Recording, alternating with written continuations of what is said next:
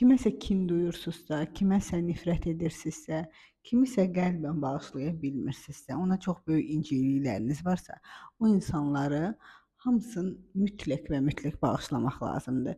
Bu sizin enerji axınınızda çox böyük bir tıxac yaradır.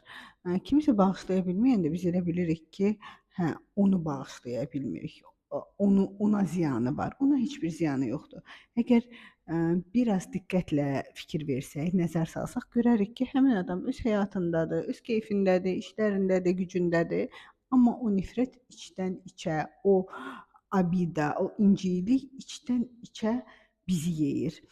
Enerji axında olmalıdır, potokda olmalıdır və bizim o incikliklərimiz, o nifrətimiz həmin o potokun axının qarşısını alır.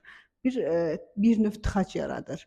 Bundan başqa kimisə tərifləməklə də, kiməsə heyranlıq duymaqla da, beynimizdə pastayanla durmadan o adamı yuxarı qaldırmaqla, həyatımızda danışmaqla da kiməsə biz durmadan enerji ötürə bilərik, amma yox, əksinə kiməsə içdən içə nifrət etdiyimizdə, fikrimiz daim onda neqativ olduqda belə, neqativ düşüncələrə qapılsaq belə, beynimizdə o adamdır, bağışlaya bilmirik. Onda da biz həmin insana əfsuslar olsun ki, elə bil ki, bir şlanqla enerjimizi ötürürük. O enerji bizim özümüzə lazımdır. O enerji bizim həyatda olan hədəflərimizə, arzularımıza, özümüzü realizə etməyimizə lazımdır. Amma ki, elə bil ki, sevmədiyiniz insana götürürsünüz, şlanqın üzünü çevirmişsiniz ona tərəf, bir növ enerji axıdırsınız. Bu ikinci səbəbdir. Ona görə hamını bağışlayın. Kimisə bağışlamaq, kimisə təzədən həyatınıza salmaq demək deyil. Təzədən o adamla dostluğu, münasibəti bərpa etmək deyil. Sadəcə ürəkdən bağışlayırsınız. Sadəcə qəlbən, sevgi ilə bağışlayıb buraxırsınız ki, bu da mənim bir dərsim idi. Zaten bizim həyatımıza gələn hər kəs bizə bir dərs üçün gəlir, bizə bir dərs verir. Və bunu anlayaraq onu sevgi ilə buraxırsınız, amma bəli, həyatınıza bir də salmırsınız. O müəyyən insanların ağzında var, ölsəm belə onu bağışlamaram, o dünyada iki əlim yaxanda səni heç vaxt bağışlamaram.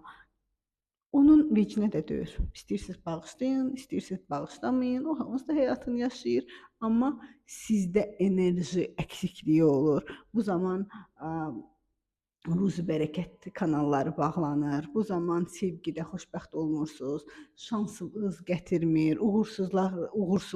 Uğursuzluqlar sizi təqib edir. Yəni yalnız və yalnız özünüzə ziyan edirsiniz. Ona görə hər kəsi bağışlayın, ürəkdən bağışlayın. Hansı metodla istəyirsiniz? İstəyirsiniz yazın bir dəftər.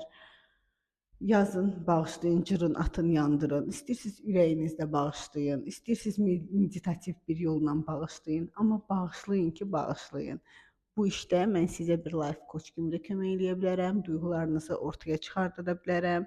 Beyninizdə, qəlbinizdə hansı hissdə olduğunuzu, neyi buraxa bilirsiniz, neyi buraxa bilmirsinizsə, sizə bu işdə mən kömək ola bilərəm. Müraciət edə bilərsiniz.